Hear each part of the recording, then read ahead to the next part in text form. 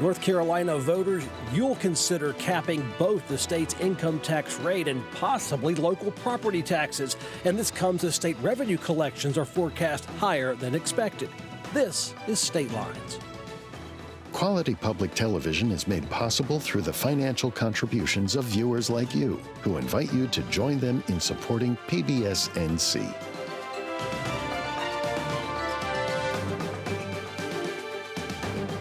Welcome to State Lines. I'm Kelly McCullen. Joining me today, Dawn Vaughan of the News and Observer, Paul Shumaker of Capital Communications. To his right is Scott Falmlen of Nexus Strategies and Colin Campbell of WUNC News. Hello, everyone. I usually have banter before, but we have lots of topics. I think you said you've written more tax stories than you ever have in your career, Dawn. That is right. Just probably in the past week, I think. I got to bet. Guess what you're going to talk about right now? Taxes. Tax time. The tax time. State and House, the State House and the Senate made good on part of the state budget deal by approving a statewide vote on a possible state constitutional amendment that could lower the maximum income tax rate. Since constitutional referendum bills cannot be vetoed by the governor, well, we don't know what he would do, but voters, you get to decide if North Carolina's top income tax rate should be no greater than 3.5%. The state constitution previously capped income tax rates at 10%, then voters lowered it to 7%. Here's debate. The costs don't magically disappear when you destroy the state's revenue. They just shift. So a vote for this bill is a vote for toll roads. A vote for this bill is a vote for higher sales taxes. A vote for this bill is a vote for higher property taxes and even more decay, if that's possible, than the last 15 years have already brought us. Hard, consequential questions should be put before the people. Maybe we should ask them, even if it's within our power to do certain things. Maybe we should ask the people. That's Representative Dean Arp. To that point, more than one representative, Colin, said, yes, we can pass tax law, we can cap, we can do things through legislation, but why not ask the voter about an amendment? Is that fair, or should we expect legislators to just do the job? Well, they're ultimately going to do both. I mean, we've got the plan that legislative leaders agreed to on the step downs in the income tax rate that's going to go well below 3.5% over the coming years. So ultimately, the constitutional amendment doesn't change the plan on what the tax rate's going to be. It just ties the hands of future legislatures. If they wanted to go above 3.5%, if this amendment passes by the voters in November, they won't be allowed to. They're going to have to raise money some other way, whether that's sales tax or some other kind of use tax that they're not necessarily hemmed in on constitutionally. All right, Scott, in transparency, Josh Stein has been counseled by Nexus Strategies quite extensively, sir. I've never heard Governor Stein or even before candidate Stein talk about raising income tax rates, just hold the line. So this does hold the line, but at 3.5%. Well, it's really irresponsible because, as Colin just said, it does tie the hands of future legislatures. And you just don't know what's coming down in the future and what the needs of the state might be, along with the property tax reforms that they just put on the ballot as well, which will hamper local governments and school boards. This is all a political ploy. The Republicans are not in great shape going into this election. They haven't passed a budget since 2024, even though they've said they've reached a framework for a budget. We haven't seen any details of that. I think they're just trying to CYA, for lack of a better word, and we'll see what the people say. I mean, we did, as you just mentioned, pass a constitutional amendment to cap the tax at 7% in 2018. What's changed? And so it's just very irresponsible. Paul, what has changed in the Republican formula to say if 7% was good for a tax cap, 3.5% might be better? Well, one, nothing has changed. I mean, for the last 16 years, you've been hearing on the Democratic side, every time Republicans have talked about reducing taxes, the sky's going to fall, the sky's going to fall, the sky's going to fall. The sky has not fallen. Revenue continues to go up. And so basically what you're looking at, you've got a legislature that absolutely has a plan in place to take it below 3.5%, and they're looking at buying a guarantee for the voters. They're willing to put that out there to say, hey, we're going to put a cap on this. There's a lot of talk going about affordability, and what you're going to hear from the Republican side is, we trust the people. We believe you should do better with your own money. Whereas on the Democratic side, you're going to say, hey, we need to empower government to help fix the affordability problem. Dawn, there were 3 former Democrats who have gone, at least 2 of the 3 have gone unaffiliated. I think Representative Willingham was not there. But the 2 out of Mecklenburg County that are unaffiliated, did they put this over? Because I thought the Democrats looked awfully united against this cap. It was Representative Carly Cunningham and Representative Nassif Majid, both Mecklenburg County, former Democrats now switched to unaffiliated after losing their primary, and they voted for this. I think a lot of the debate was over, should we cap the taxes? That's not happening yet. It's, if you put it to voters, but some of the Democrats that spoke on the floor, their objections was that there wasn't that second part of the question, which is, do you want this cap at 3.5%? And then what happens as a result? Colin talked about, what they're going to do or looking at raising other taxes. You can also spend less, which is, what a lot of Republicans would prefer. But I asked Speaker Hall and Senate Leader Berger this week about why not cap other taxes too, like the sales tax, which everybody pays. We've all paid it probably today already once, because if you're looking at future legislatures' needs, if they can't raise the income tax and they're not going to reduce spending, then they're going to look at other ways to cover those costs, and fees could be another way, assuming that they don't want to reduce spending. I think ultimately there's sort of this philosophical argument of what's the best tax to sort of lean on. One of the interesting points that Senator Ralph Heiss, one of the Republican senators, made during the debate is he compares North Carolina's tax structure to Tennessee. His county borders Tennessee, and Tennessee has no income tax, and he wants to see North Carolina go that direction. But of course, you still have to fund the government with other types of taxes and with no restrictions on what you can do about sales tax, gas tax, grocery tax. That ends up what they may look towards and replacing this income tax revenue with. Paul, have you done polling on this? I know you're a statistics guy as much as anything. How does the public, whether they're Republican or Democrat, feel about capping income tax rates? Well, for this capping segment? income tax rate, capping property taxes is very popular with voters. And when you talk about looking at other taxes and maybe offset from government costs like sales tax, whatever, keep in mind there is no sales tax on food. So when you're capping the income tax, you're allowing that individual to keep more of their money. When you're capping property taxes, you're providing some degree of security for those particularly older folks who are living on fixed income, people trying to get in their first home. We want to talk about affordability. Yeah. The property tax is a deterrent. Raising property taxes. That's the next segment, though. We're going to get right to that. But Scott, to your point, if Democrats and Republicans say this is a popular idea and you're a Democratic candidate, what would you advise here? Is this a train you just kind of sidestep and worry about the future, or tackle it head on and say it's not good policy if that's what your candidate prefers? Well, I'm not sure I agree that it's wildly popular, as Paul surmises. I mean, in 2018, when the 7% cap passed, it passed with 57%, which is a healthy margin, but not an overwhelming margin, and the 5% cap failed. So we'll see what happens with this one. Yeah, the debate over continually reducing these state income tax rates comes as the state financial analysts out there are reporting higher than expected state tax revenue collections. Analysts expect now the 2-year North Carolina revenue to be $1.3 billion higher than they forecast, and over $2.5 billion with a B dollars higher than the certified budget estimate. So if you break it down, a budget's 2-year cycle, $608 million extra revenue dollars for this budget year and $713 million for 2027. Phil Berger's team's always bristled, and people come on this show, they'll bristle at saying the sky is falling. This is the 15th year in a row. That's a statistical fact. Revenues are higher. So does that change anything about the caps or anything about what they want to do with budget and tax law? No, it doesn't change anything about the caps. First of all, it does show you that putting some measures in and lowering taxes is a good thing for the growth of government. If you look at government revenue and the things that's being generated here. Fact of the matter is that what's driving the political popularity of these caps is the affordability issue. It is the economic. In 2018, the economic numbers are totally different than what the economic numbers are in 2026. You do have arguments on energy prices and the constraints that it's putting there, but bottom line is that giving some certainty on tax policy and allowing the consumer, the people, the voter, to know have that certainty put into place is only going to be a good thing. And the last 16 years bears that out. Colin, how does the revenue picture, when it's continually rosy, it continues? The Stein administration says, oh, yeah, it's because of the stock market having a booming year this year. So, Berger's team can say, I told you so. Yeah, and I think the thing to realize here is that the track record is since 2011 when Republicans took over, right? And they've been continually cutting taxes, but in a very favorable economic environment, aside from the the COVID year.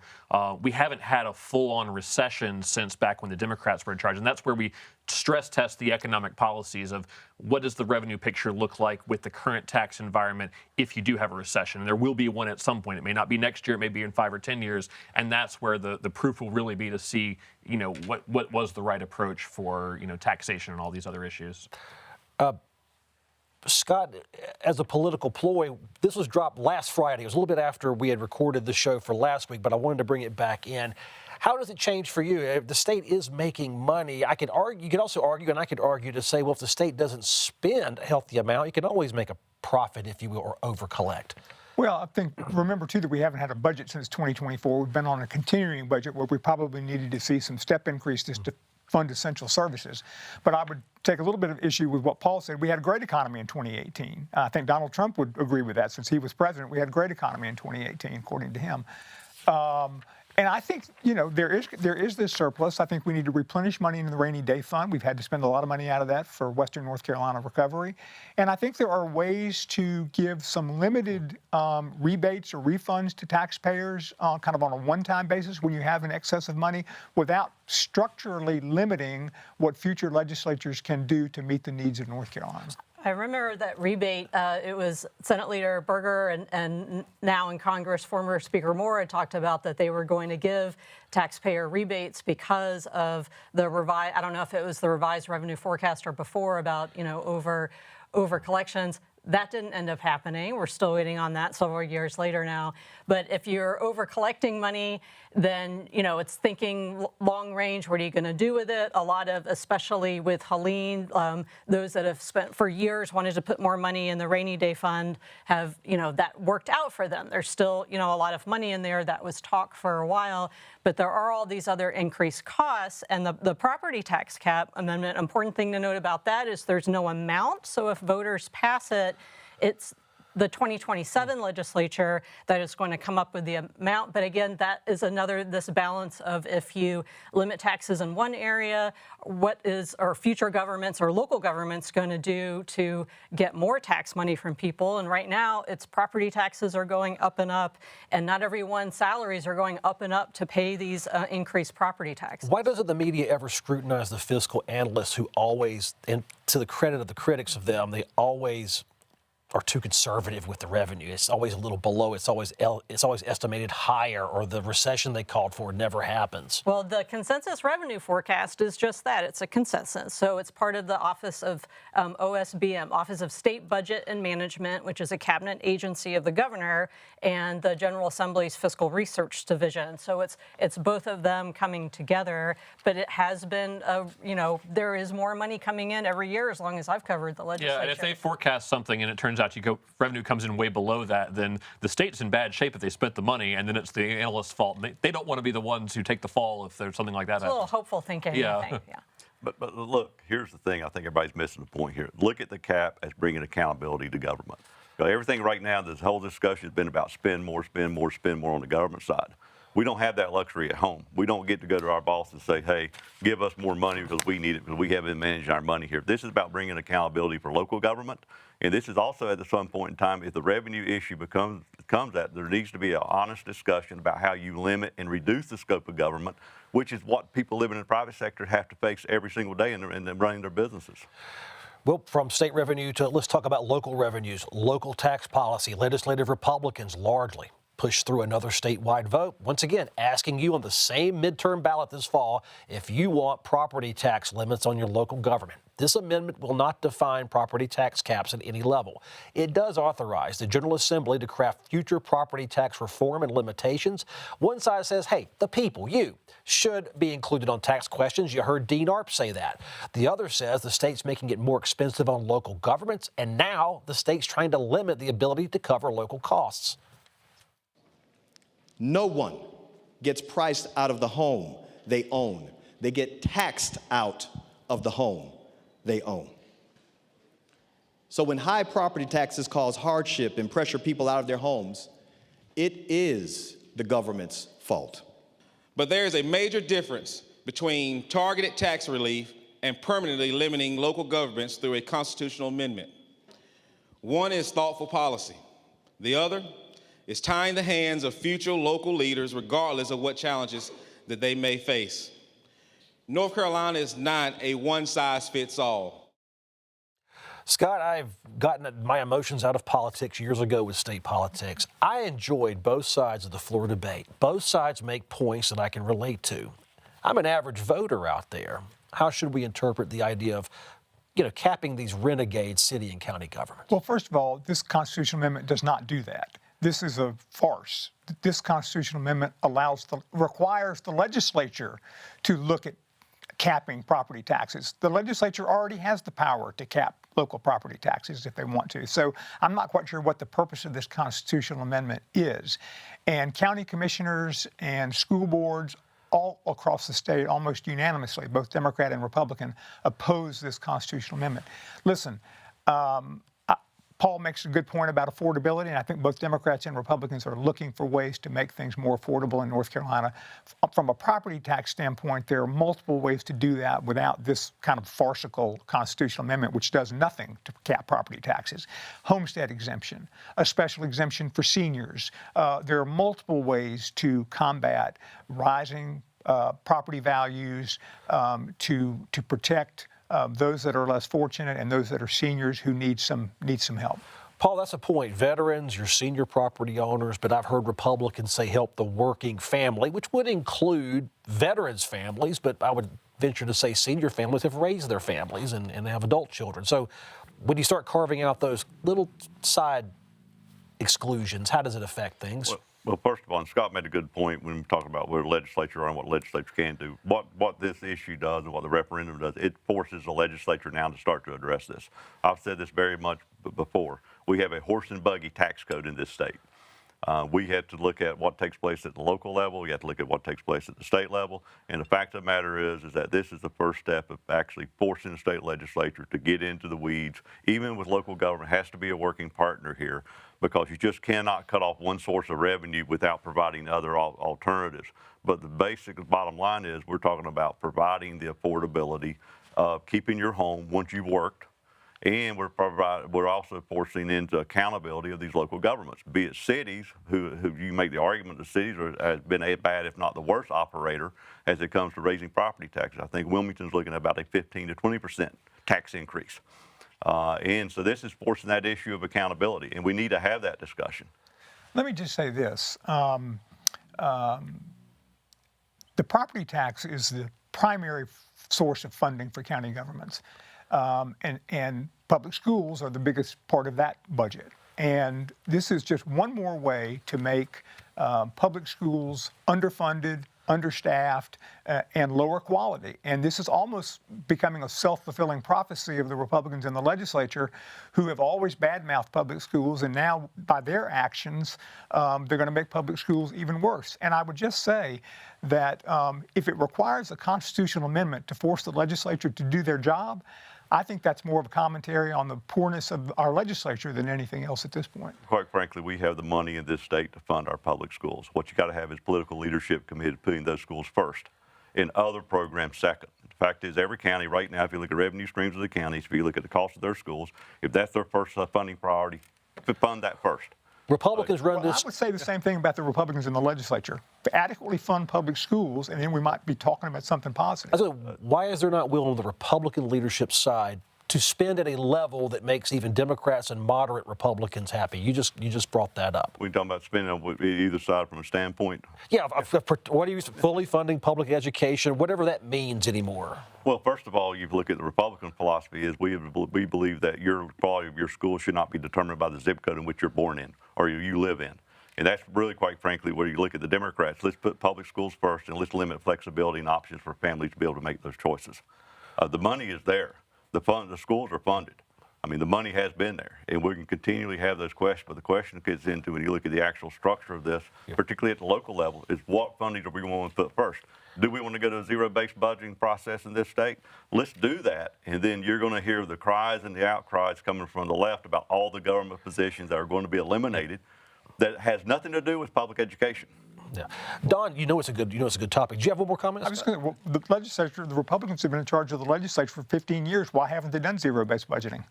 Well, Senator Bergen, I think it was Bergen, proposed that in a committee recently, but I don't know if he's going to get any further with it. It means a lot of work for legislators if they go that route. It means a lot of work. It means a lot of tough decisions. That comes back to my argument about the whole cap on the property taxes. It's an opportunity to start to force to have those discussions. There are discussions that need to take place. They've had 15 years of opportunity. And they've had 15 years of generating revenue while they've been reducing taxes and increasing the funding there without having increasing that state tax burden on individuals. Then why is school funding 49th in the nation? Then the question would be, will Governor Stein support zero-based budgeting? Don't know. I don't know if Republicans are pushing zero-based budgeting other than that one committee. Okay, we have this Watley Cooper race that's going to buy every ad in town. So is there room for the voter to learn more about the property tax? And I'll ask the consultants, is it worth spending money to fight it or to fight for approval? Now, this is going to show up towards the bottom of your ballot. Most people are going to the vote polls knowing whether they want to support Roy Cooper or Michael Watley and may not have thought about this. And the question is, do you want limitations on property taxes? It's really hard, given the property tax landscape where people's values are higher, their tax bills are higher, for people to say, no, I don't want property taxes, even though as Scott said, the legislature does have the power to do those things, and they're doing some of those bills. There's changes to loopholes around housing developments and moratorium on revaluations in certain counties this year. So there's action being taken, but trying to message this as to what it might do in the future, not knowing what it's going to do because they're going to pass the legislation later, that's a really hard sell. And in this landscape where you are going to have other races crowding out the spending, who wants to be the entity that creates a referendum campaign of vote no and spend a lot of money on that? I don't know.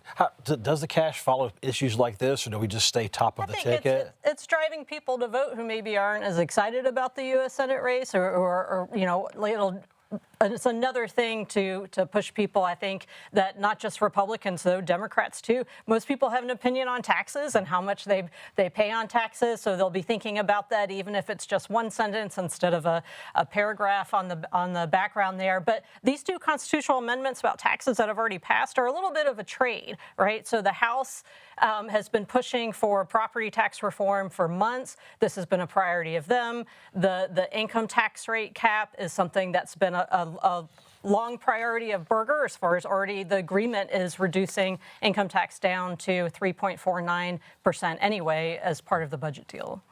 Let me give you the political consultant's view of the world. First of all, the people that are going to turn out and vote in the U.S. Senate race, those numbers are going to be baked. Our data is going to allow us to go ahead and determine those numbers, and we're going to have a ballot measure read on that. You make a very good point about voter turnout. This is going to help Republicans on their voter turnout problems they have going into these midterms. One of the reasons why Democrats are going to fight this. Fact of the matter is that it's not about running a statewide race. It's about using your data to target the voters who agree with you, who are mid to low propensity voters, and getting those particular people to go out and vote, while the opposing side has to find folks who actually say, hey, let's don't put a limit on my taxes, let's don't put a cap on my taxes, and try to get those folks to go out and turn out and vote. I'm not sure this is going to be a driver of voter turnout at all. And as far as the TV ads are concerned, I think there'll be plenty of airtime because the 30-minute newscast is going to be down to about 16 minutes by the time you get all these ads on the air. You got to add weather and sports. And you could have up to, I think, 6 or 7 constitutional amendments if all the things going through the legislature pass. So what you might see is a campaign like we saw in 2018 with constitutional amendments, where there was a vote no to all of them campaign, opposed the power grab by the legislature, and that's the messaging you see. I've got about 2.5 minutes, Don. The House and Senate used their supermajorities to approve the amendment questions. They were able to handle one veto override among several bills that are in limbo. Legislators approved enrolling North Carolina in that federal program that would give you a tax break if you donate to private school tuition organizations. You can give up to $1,700 to a qualifying SGO, as it's called, and then take the break after 2026. Governor Stein vetoed this bill because he supports public education, he says. Other high-profile bills were not considered for an override attempt. The Trump school voucher, no one's watching that I've ever heard anyone talk about very, very much, because the folks who want vetoes overridden want that constitutional carry, and that's the firearm bill. Right, but there aren't the votes for that, even among Republicans. I was sitting in the House when all of a sudden they called this, and immediate press panic of veto override, and then we said, oh, it's the federal tax break bill. We kind of knew that one was going to get overridden. It's still important, and again, we talked earlier about the two unaffiliated House members, Cunningham and Majid. They both voted for it. On the constitutional carry, why shouldn't the House put it to a vote and let that amendment override, or the veto override? Why not let it fail in a public vote and put this issue to rest? Well, I mean, it's going to be an issue that plays out, and look, guns have become a very emotional issue, and the charge on that, and with everything else that we have in the space right now, is why go ahead and stoke up that controversy? Just let it lay, let it sit there. It's smart politics at this point in time not to force that vote. Scott, we have 2 amendments going onto the ballot, and these veto overrides lingering down low. If you say the amendment referendum won't drive turnout, then what would veto override attempts do? Well, listen, let me talk about the override itself. I mean, this is just one more case where we're taking public money and supporting private entities, private schools. The DPI just reported that only 11% of the people receiving the vouchers went to a private school for the first time. And so what's that? 89% of the people were already there, already paying the tuition. This is not about school choice. This is about putting money into rich people's pockets who are already paying to have their kids go to private school. Does the Stein administration worry about the veto overrides at all? The statements made by the veto, whether the legislature musters up the 3/5 majorities or not? Listen, I think any governor would like to have their veto sustained. So, you know. Well, everyone that's been primaried, I mean, I think they're definitely paying attention to that. Yeah. Last word to you, 25 seconds. Yeah, I mean, this is one where I think you see that there may not be the votes for the immigration, the DEI veto overrides, because those Democrats who are now unaffiliated may not be willing to go with Republicans on that the way they were on this veto override this week. Very clearly, what's the high-level veto override attempts remaining? Constitutional carry, concealed carry without a permit, and DEI bills. DEI, and there's 1 immigration bill, so 5 total, and we may see those come up later. We may see them stay on the calendar all this year and never take a vote. All right, thank you so much, everyone, for the show. Thank you for watching. More importantly, email me at statelines@pbsnc.org. I'll read that email. See you next time. Quality public television is made possible through the financial contributions of viewers like you, who invite you to join them in supporting PBS NC.